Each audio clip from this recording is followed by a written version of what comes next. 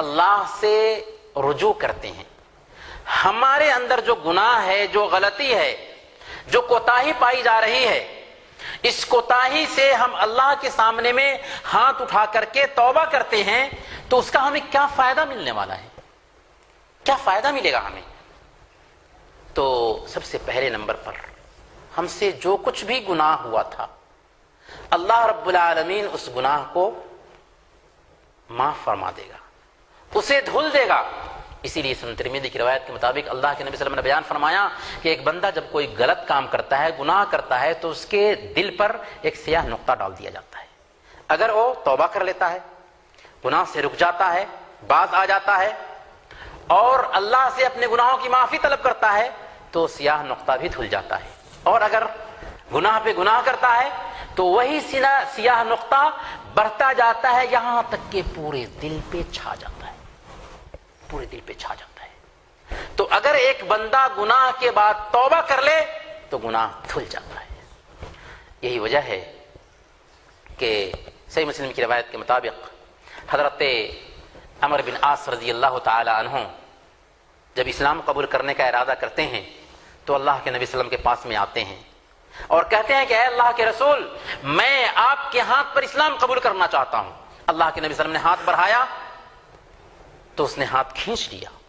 حضرت عمرو بن عاص رضی اللہ تعالیٰ عنہ نے ہاتھ کھینچ لیا، کہا کہ اے عمر کیا ہو گیا تجھے؟ تو انہوں نے کہا کہ میں ایک شرط رکھنا چاہتا ہوں، شرط یہ ہے کہ میرے پچھلے سارے گناہ معاف کر دیے جائیں۔ تو اللہ کے نبی صلی اللہ علیہ وسلم نے بیان فرمایا، اے عمر کیا تجھے معلوم نہیں کہ ان الاسلام یہدم ما کان قبلہ، کہ اسلام تو پہلے کے سارے گناہوں کو معاف فرما دیتا ہے۔ میرے بھائیو، ایک انسان نے زندگی بھر گناہ کیا، گناہ کے پہاڑ جمع کر لیا اپنے پاس میں، اللہ رب العالمین ان سارے گناہوں کو معاف فرما دیتا ہے۔ معاف ہی نہیں کرتا بلکہ دوسرا فائدہ ہمیں یہ حاصل ہوتا ہے کہ اگر ہماری توبہ سچی ہوئی تو اس گناہ کو جو پہاڑوں جیسا جمع ہو چکا تھا نیکیوں میں بدل دیتا ہے، نیکیوں میں بدل دیتا ہے۔ اللہ پاک نے بیان فرمایا سورہ فرقان آیت نمبر 70، الا من تاب وآمن وعمل صالحا فاولئک یبدل اللہ سیئاتہم حسنات، سوائے ان لوگوں کے جو توبہ کرتے ہیں، ایمان لاتے ہیں اور نیک عمل شروع کر دیتے ہیں۔ تو ان کو کیا ملتا ہے؟ ایک انسان زندگی بھر غلطی کرتا رہا، گناہ کرتا رہا، پھر اسے احساس ہوا کہ ہمارا رب جس نے ہمارے اوپر اتنا سارا انعام کیا ہے، آخر اسی کے سامنے میں ہم اس کی غیرت کو چیلنج کیسے کریں؟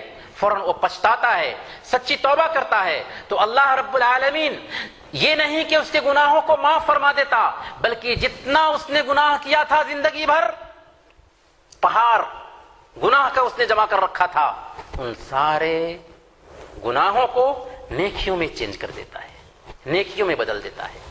اس سے بڑھ کر کریم اور رحیم رب کون ہوگا؟ لیکن شرط کیا رکھی؟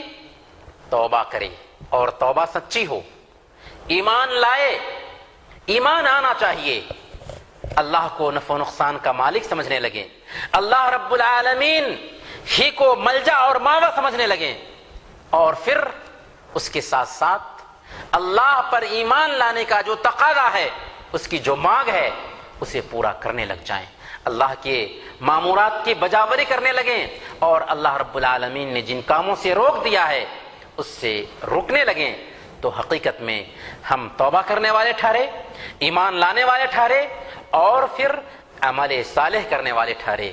ایسی حالت میں اللہ رب العالمین کی یہ بشارت ہمیں ملتی ہے کہ اللہ پاک ہمارے سارے گناہوں کو نیکیوں میں بدل دیتا ہے۔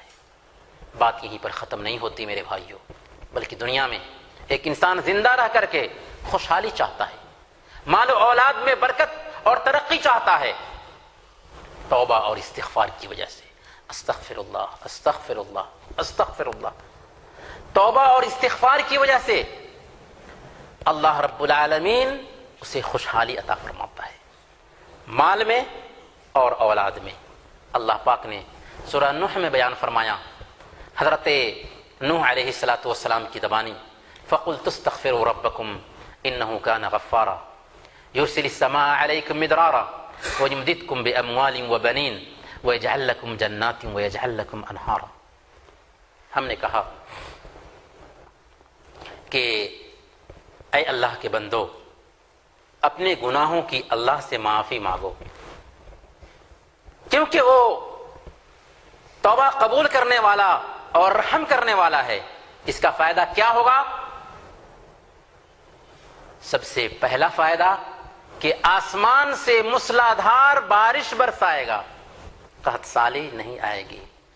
توبہ اور استغفار کی وجہ سے رحمت کی بارش ہوگی.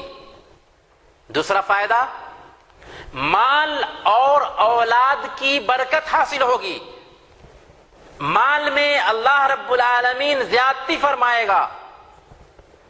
استغفار کی وجہ سے اللہ رب العالمین مالدار بنا دے گا. استغفار کی وجہ سے اللہ رب العالمین اولاد کی نعمت سے مالا مال کرے گا. اور کیا ہوگا؟ اللہ رب العالمین چشمے جاری کر دے گا اور باغات قائم کر دے گا. یہ سارا کا سارا انعام مل رہا ہے استغفار کے بدلے. استغفر اللہ استغفر اللہ اگر ہم بولتے ہیں، ہر وقت ہمارا یہ ورد جاری رہتا ہے، تو اللہ رب العالمین اس کے بدلے میں ہمارے گناہ کو تو معاف کر ہی دیتا. جو کچھ بھی ہم نے غلطیاں کی تھیں ان سارے گناہوں کو نیکیوں میں چینج کر دیتا ہے، اور پھر دنیا میں تونگری، دنیا میں بے نیازی عطا فرماتا ہے. اور پھر اگر اولاد کی نعمت سے محروم ہیں تو اللہ رب العالمین اولاد کی نعمت سے بھی مالا مال کرتا ہے. یہ اس کا کرم ہے، یہ اس کا احسان ہے. اس لیے ہمیں اور آپ کو اپنے دامن میں جھانک کر کے اپنا جائزہ لینا چاہیے. خود سے پوچھنا چاہیے کہ ہم کہاں ہیں، کیا کر رہے ہیں، اور ہمیں کیا کرنا چاہیے تھا. جس اللہ کی نعمتوں میں ہم پل رہے ہیں، اگر وہ چاہتا تو دو آنکھ سے محروم کر دیتا. اگر وہ چاہتا تو زمین کو حکم دیتا اور زمین نگل لیتی. اگر وہ چاہتا تو ہمارے اوپر آفت بھیج دیتا، لیکن اس نے ایسا نہیں کیا. ہمارے گناہوں پہ پردہ ڈالتا جا رہا ہے، یہاں تک کہ کل قیامت کے دن بھی وہ ہمیں اپنے گناہوں کا احساس دلائے گا، جو کچھ ہم نے کیا تھا، اور پھر کہے گا کہ میرے بندے، میں نے دنیا میں تمہارے گناہوں پر پردہ ڈالا تھا، آج بھی پردہ ڈالتا ہوں اور تمہارے گناہوں کو معاف فرماتا ہوں. لیکن کب؟ جب کہ ہم اس سے رجوع کریں. اسی لیے ابراہیم بن ادہم ایک بہت بڑے اللہ والے گزرے ہیں. ان کے پاس میں ایک شخص آیا اور کہا کہ میں اپنے آپ پہ ظلم کرنے والا ہوں، مجھ سے غلطیاں ہوتی رہتی ہیں، ذرا کچھ نصیحت کیجئے، کچھ اچھی باتیں بتائیے کہ ان باتوں کو سن کر کے ہمارے اندر تبدیلی آ سکے. تو ابراہیم بن ادہم رحمۃ اللہ علیہ نے کہا کہ دیکھو، گناہ کرو، اس کی آزادی ہے، پر 5 کام کر لو. اگر 5 کام کر لیتے ہو اور گناہ کرتے ہو تو گناہ تمہیں کوئی نقصان نہیں پہنچا سکتا. 5 کام. اگر یہ 5 کام کرتے ہوئے گناہ کرو تو پھر گناہ کا تمہاری زندگی پر کوئی اثر نہیں ہوگا. اس نے کہا کہ بتا دیجئے آخر وہ کون سا 5 کام ہے کہ اسے کر لیں گے تو گناہ کا کوئی اثر نہیں ہوگا. تو ابراہیم بن ادہم نے کہا، پہلے نمبر پر اگر تم گناہ کرنے کا ارادہ کرو تو اللہ کی دی ہوئی روزی مت کھاؤ. اللہ کی دی ہوئی روزی مت کھاؤ.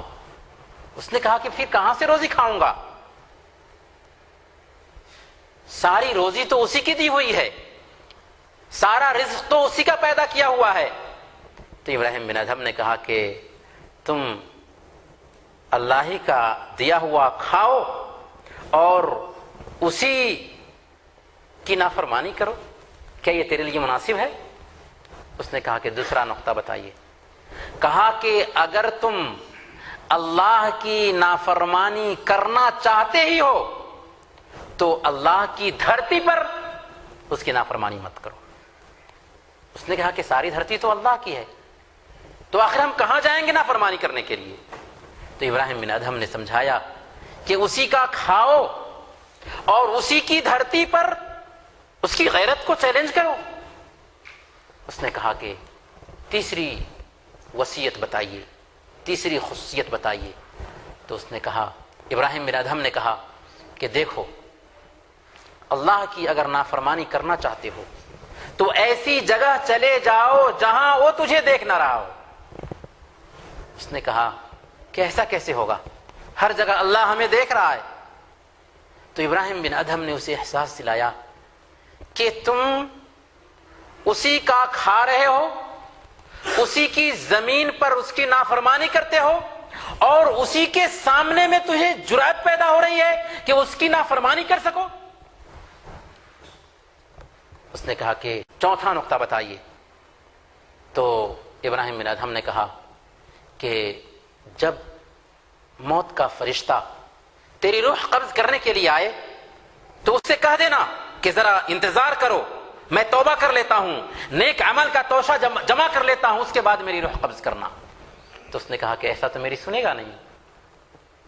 تو ابراہیم بن ادہم نے کہا کہ جس کی روزی کھاؤ، جس کی زمین پر گناہ کرو، جس کے سامنے میں اس کی غیرت کو چیلنج کرو، اور پھر اتنا بھی احساس نہیں کہ ایک دن تمہیں موت آنے والی ہے اور فرشتے تمہاری روح قبض کرنے والے ہیں، جہاں پر ایک سیکنڈ کا بھی موقع نہیں ملنے والا ہے۔